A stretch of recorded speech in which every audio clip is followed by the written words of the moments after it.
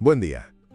No hay problemas con la carrocería del Audi Q7 de primera generación, y si los hay, se deben al descuido de los usuarios por estos coches o por ejemplo a la conducción todoterreno, más que a la falta de refinamiento real de la estructura.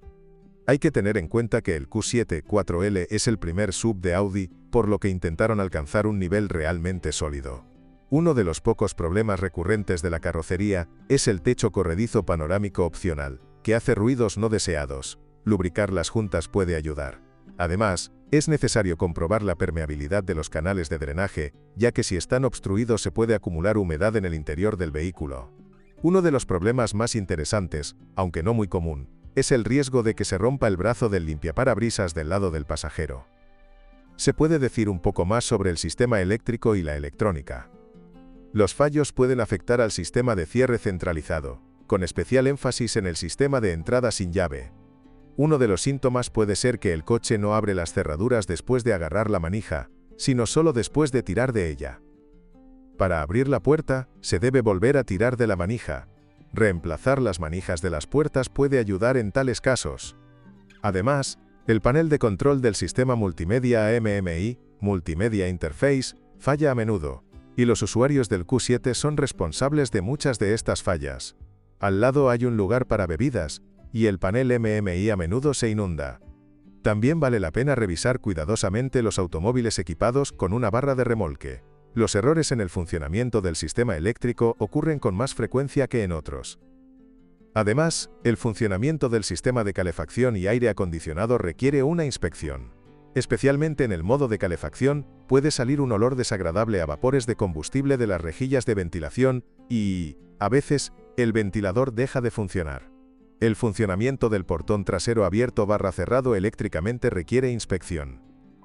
Si se ha sustituido el parabrisas del coche y se ha hecho de forma poco profesional, es posible que el sensor crepuscular no funcione correctamente, lo que provocará que las luces se enciendan y apaguen demasiado rápido o demasiado lento, o simplemente que funcionen de forma aleatoria.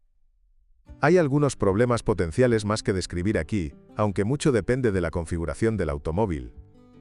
Comencemos con la suspensión neumática, que es opcional en la mayoría de las versiones. Si hay una fuga, la suspensión puede bajar en un lado, y luego la computadora intentará compensar y reducir la altura de manejo también en el otro lado del automóvil. Esto, a su vez, conduce a un funcionamiento prolongado del compresor, para el cual no está adaptado y puede averiarse.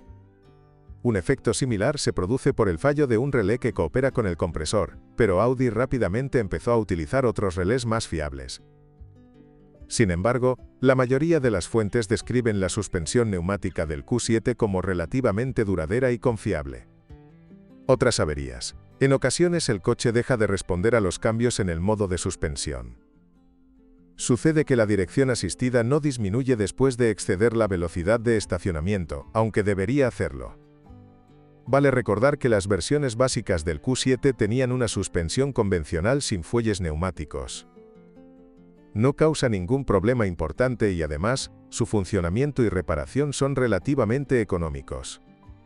Aunque no se trata de fallos en sentido literal, hay que tener en cuenta que los frenos de serie tienden a sobrecalentarse durante la conducción dinámica, especialmente en las versiones con motores V8. Los neumáticos se desgastan rápidamente, especialmente al conducir de forma dinámica.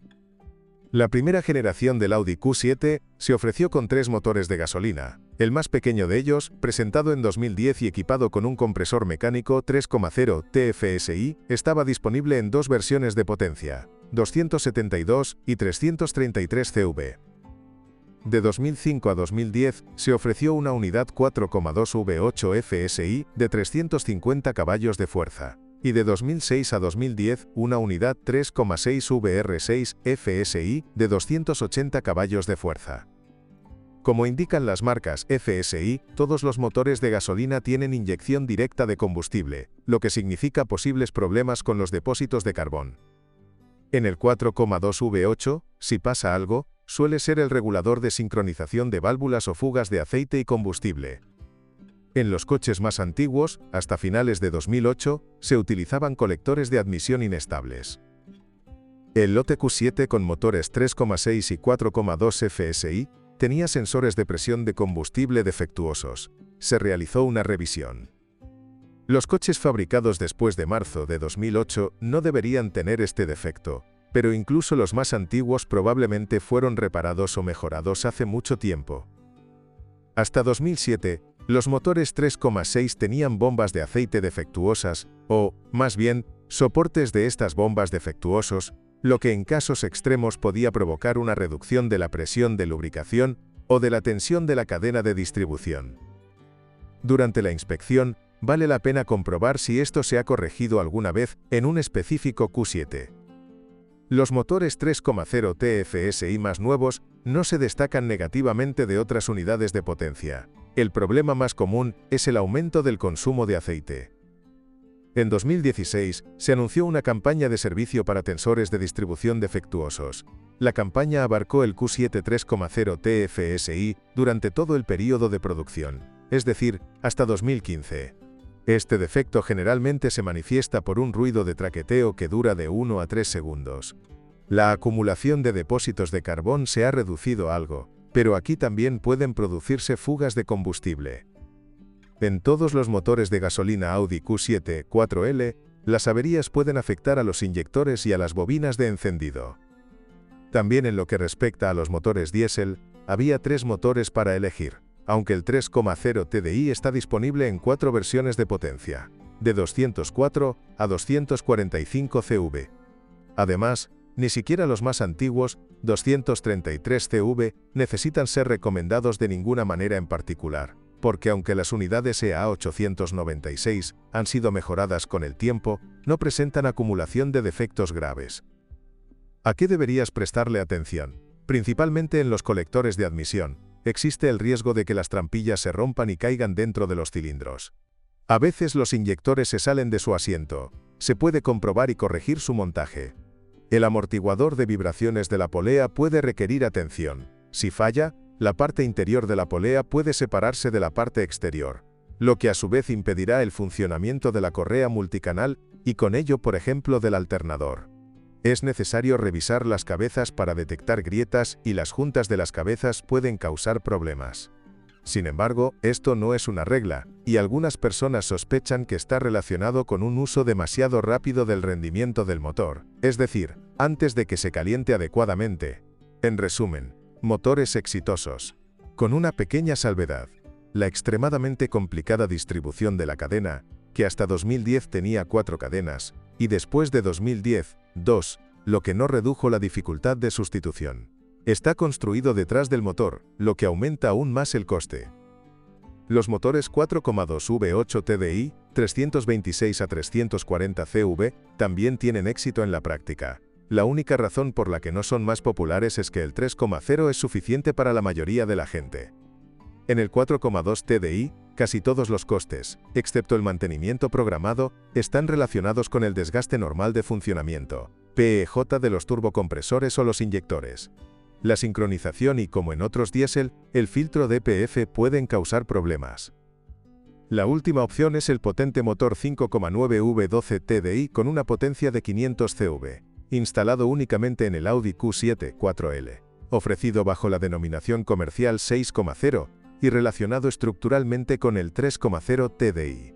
No es menos duradero que unidades más pequeñas, pero los costes de operación y mantenimiento son astronómicos, y también hay que tener cuidado con las trampillas del colector de admisión. Puede leer más sobre el V12 TDI aquí. Casi todas las unidades del Audi Q7 4L salen de fábrica con cajas de cambios automáticas de convertidor de par y tracción total 4 mediante diferencial Torsen. Empecemos por la propulsión. Es, al menos en comparación con la competencia, una solución muy duradera y bastante eficiente en terrenos más ligeros. Hasta el lavado de cara de 2010, las cajas de cambios automáticas tenían 6 marchas. Luego fueron reemplazadas por otras de 8 velocidades, excepto la versión V12 TDI, que tenía 6 marchas hasta el final de su producción en 2012. Una caja más antigua se considera bastante resistente siempre que se mantenga en buen estado y se le dé mantenimiento con regularidad. Por supuesto, pueden producirse fallos, por ejemplo en el convertidor. Pero esto no es un fenómeno grave. Tampoco es probable que la transmisión más nueva cause fallas repentinas. Simplemente puede ser más sensible a condiciones de operación difíciles. Teóricamente el cambio manual lo podemos encontrar en la versión 3,6 FSI, pero en la práctica es pan comido. Por este motivo, es difícil decir algo sobre la durabilidad de este equipo, aunque probablemente no tengas que preocuparte por ello. Pero si ya tuvieras un coche así, probablemente verías infinitas sorpresas en los ojos de los mecánicos. Se podría pensar que, dado que a estos coches no les pasa nada grave, se podría comprar a ciegas algo así de un modelo reciente, por ejemplo, en lugar de un Golf nuevo del concesionario. Si se le pasó por la cabeza ese pensamiento, deshágase de él inmediatamente, porque el Q7 es simplemente un coche caro de mantener. Neumáticos y frenos. Lo has leído, lo has visto. El consumo de combustible en sí tampoco es el más bajo. Sí, las copias bien cuidadas del Audi Q7 de primera generación son una buena opción en comparación con la competencia, pero le costará mucho dinero incluso si es completamente funcional, y como sub de clase superior, tiene derecho a hacerlo, especialmente en las versiones V8 y V12. Y si conocéis algún fallo común, agradecería vuestros comentarios. Carme.proeste, catálogo de todas las marcas de coches, motores, transmisiones, qué se rompe y con qué kilometraje, qué paquetes pueden golpear duro tu bolsillo. Aprenderás esto y mucho más sobre los coches en